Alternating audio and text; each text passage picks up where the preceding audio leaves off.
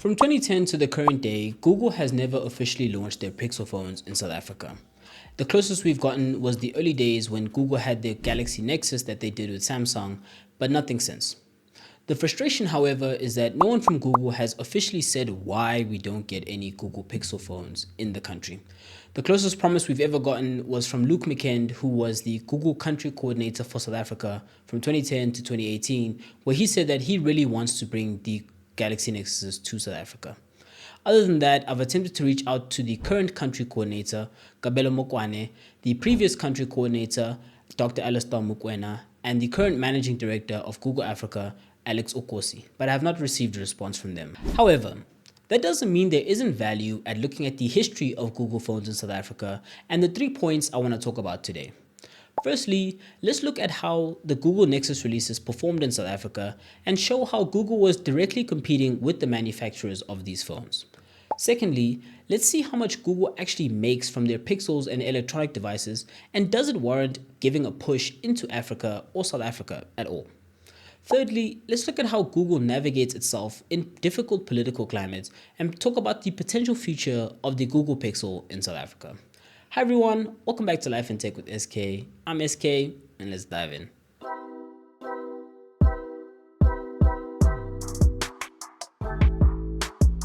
Google has been constantly competing with their own manufacturers, but let me explain. In January of 2010, the Google Nexus 1 released, manufactured by HTC. However, in the same month, HTC released their HTC Desire phone, which had identical specs and similar pricing.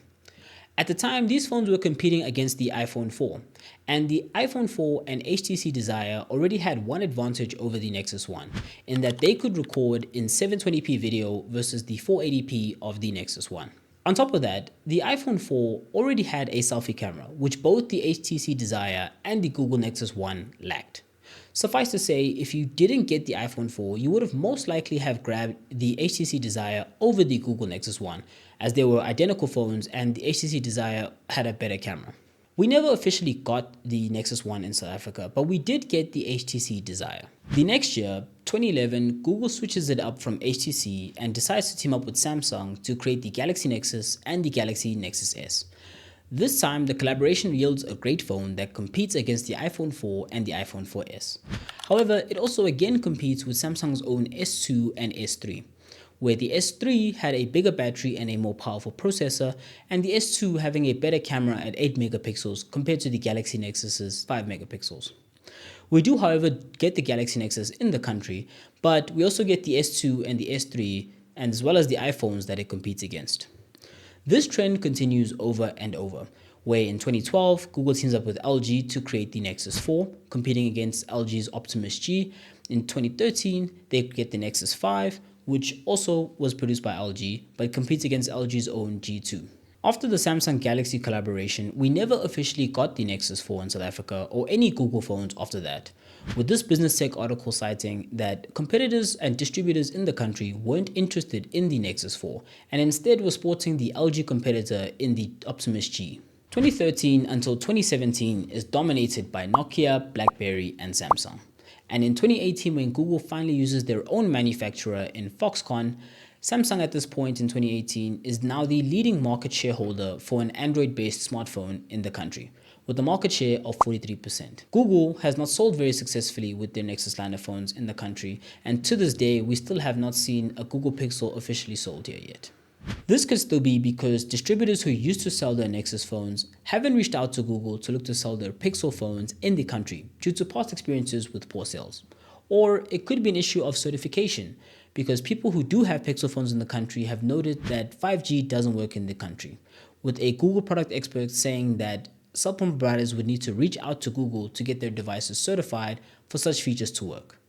In both scenarios, it feels like the power is in the hands of the cell phone providers of South Africa, and with no guarantee of demand, it might not be a risk that they're willing to take. However, we can't only look to the cell phone providers of South Africa to come and save us. Why doesn't Google just sell their phones initially in the country and then orchestrate a deal with the cell phone providers after? Well, that brings me to my second point. How much does Google actually make from its device sales? And does it justify a push into the market of Africa and South Africa in particular? Let's take a look at the companies that have the top 4 smartphone market share in South Africa and compare how much revenue they generate from selling their devices and compare it to Google's. Starting at the top, we have Samsung. Samsung had, at the end of 2023, a 51% market share in South Africa. The reason I'm using 2023 is because the 2024 financial reports haven't released for all the companies that I'm about to list. But going back to Samsung, at the end of 2023, we see that they made 66% of their revenue from their DX division, which deals with all their electronics, their monitors, refrigerators, TVs, and phones. But taking a slightly deeper dive into the report, we see that they made 42% of all their revenue from their smartphones. Switching to second place, we have Apple. Apple had a 15.8% smartphone market share in South Africa at the end of 2023. Taking a look at their financial report, we see that they made 77% of all their revenue from their device sales. And taking a slightly deeper dive, we see that they made 52% of all their revenue from their iPhone alone in 2023. In third, we have Huawei, which was just behind Apple with a market share of 15%. Taking a look at their financials, we see that they made almost 36% from their consumer business, which deals a lot with their home devices, watches, and smartphones. Unfortunately, they don't detail exactly how much they made from their smartphones in terms of revenue. However, I suspect this is because Huawei is quite a large business and they are in many business sectors which were included in this financial report. But their consumer business makes up a large chunk of their business at 36%, only behind their ICT infrastructure. Coming in fourth, we have Xiaomi, and Xiaomi had a market share of 3.58%. Now, I know the gap between first and second and third and fourth is a large gap, but we're going to look at Xiaomi's financial results regardless. But diving in, we see that they explicitly state how much revenue they made from their smartphones, and we can calculate this to be about 58% of their total revenue. I wanted to include Oppo on this list to make it a top 5 list because they also have a market share of about 3%. However, Oppo is a private company and even their parent company BKK Electronics is a private company, so they don't publicly post their financial results, so we've got a top 4 list now. Now, looking at these top 4 companies, we can see that at minimum, they make about 36% of their revenue from device sales, and at the highest end, more than half of their revenue comes from device sales. Compare this with Google, where Google's platforms, subscriptions, and devices only make up about 11% of their total revenue. 77% of Google's revenue actually comes from advertising through Google search and YouTube ads. And we can see this because we actually get access to almost all the Google services that are provided and even have our own data center in Johannesburg. So when your device sales are such a small portion of your business, relatively speaking, of course, because we're still talking about $33 billion, then there's not much incentive to push into new markets unless you're actively trying to grow that part of your business. But outside of financials, we also have to unfortunately briefly talk about politics, as Google has shown to pull out of politically stressed areas. For example, Google Russia had declared bankruptcy and stopped offering its advertising services in Russia amidst the Russia-Ukraine war and sanctions that were imposed by the US over Russia. Another example is Google moving most of its manufacturing from being mainly in China to parts of it being in Vietnam, and the goal to move most of it to India within the next 3 years. Again, this is due to rising political tensions between the US and China. Now, South Africa isn't free from its own political tensions with the US, with South Africa taking Israel to the International Court of Justice, a move the US wasn't very happy with. Couple this with recently the ending of US aid to South Africa amidst land expropriation laws that were passed recently. So this could be another reason that Google is scared to commit to South Africa, as political tensions with South Africa and the US aren't very certain right now.